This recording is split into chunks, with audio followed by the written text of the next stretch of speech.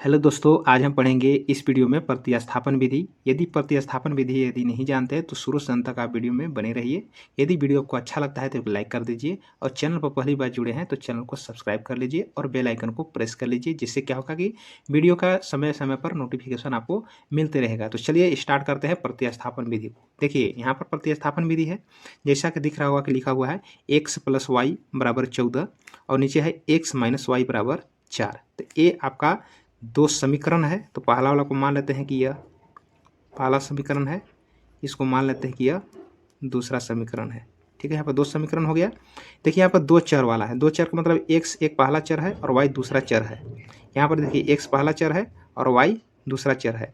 तो इसमें क्या करना है कि इस क्वेश्चन को जब हल करेंगे तो यही दो चर का आपका मान निकालना है, x का एक y का। ठीक है, तो चलिए अब कैसे बनाते हैं प्रतिस्थापन विधि। देखिए सबसे पहले क्या करते हैं, लिखते हैं यहाँ पर समीकरण फर्स्ट से। तो समीकरण वाला फर्स्ट लिखेंगे। तो समीकरण फर्स्ट से लिखा हुआ तो समीकरण फर्स्ट को क्या करना है, उतार लेना है। तो उतार लेते हैं यहाँ पर x + y = 14। ठीक है, और इससे क्या करना है कि तीसरा समीकरण निकालना है। ठीक है, यानी x बराबर या y बराबर। तो चलिए यहाँ पर निकाल लेते हैं x बराबर। तो x बराबर निकालेंगे हम तो कैसे होगा, मान लिखेंगे 14 के 14 + y, इधर आएगा तो क्या हो जाएगा -y। यहाँ क्या बन गया, समीकरण फर्स्ट सेकेंड क्या बन जाएगा, यह थर्ड बन जाएगा। ठीक है, यहाँ तक समझ गए होंगे कि ये पहला समीकरण है, दूसरा समीकरण है और ये क्या बन गया, तीसरा समीकरण। ठीक है, अब क्या करते हैं कि जो तीसरा समीकरण आया है कितना बराबर है, x बराबर आया है 14 - y। इसको क्या करना है कि यहाँ पर कौन सा बच गया, देखिए पहला का यूज करके हम तीसरा समीकरण बना दिए। तो यहाँ पर दूसरा बचा हुआ है ना, तो यही दूसरा समीकरण में क्या करना है कि x का मान बैठा देना है। तो क्या करेंगे, ये x का मान किस में बिठाना है, 2 में। लिखेंगे x का मान समीकरण किस में बिठाना है, सेकेंड में। तो लिखेंगे सेकेंड में रखने पर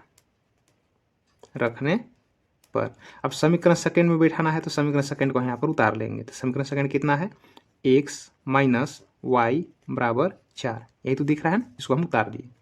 किसका मान रखना है, तो x की जगह पर आपको 14 - y रखना है।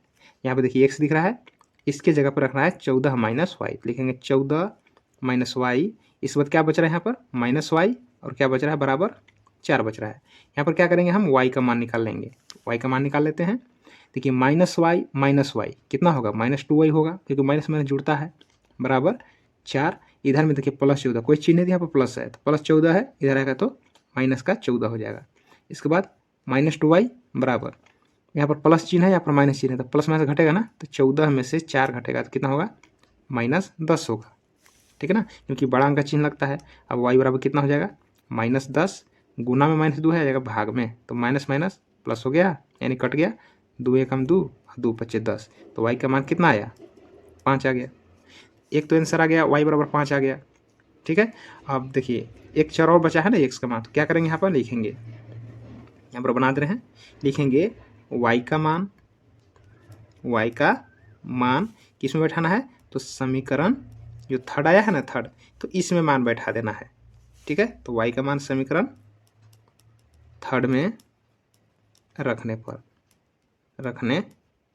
पर किसका मान रखना है, तो जो y का मान जो आया है 5 ना, ये y के जगह पर 5 रख देना है। किसमें, समीकरण थर्ड में। यहाँ पे देखिए थर्ड है, ठीक ना, इसमें रख देना है। देखिए x लिख लेंगे बराबर 14 लिखा हुआ है, इसको लिख लेंगे, घटाओ y की जगह पर क्या रखना है, देखिए 5 आया है ना, तो y की जगह पर 5 रखेंगे, यानी y है, y की जगह पर क्या रखना है, ये वाला 5। कितना आया, 14 में से 5 घटाएंगे कितना होगा, 9। तो x बराबर 9 हो गया। दो चर का मान आ गया, पहला चर क्या है, x बराबर 9 आ गया, और दूसरा चर क्या है, y है, y बराबर कितना आ गया, 5 आ गया। इस प्रकार से बनता है प्रतिस्थापन विधि। ठीक है, तो वीडियो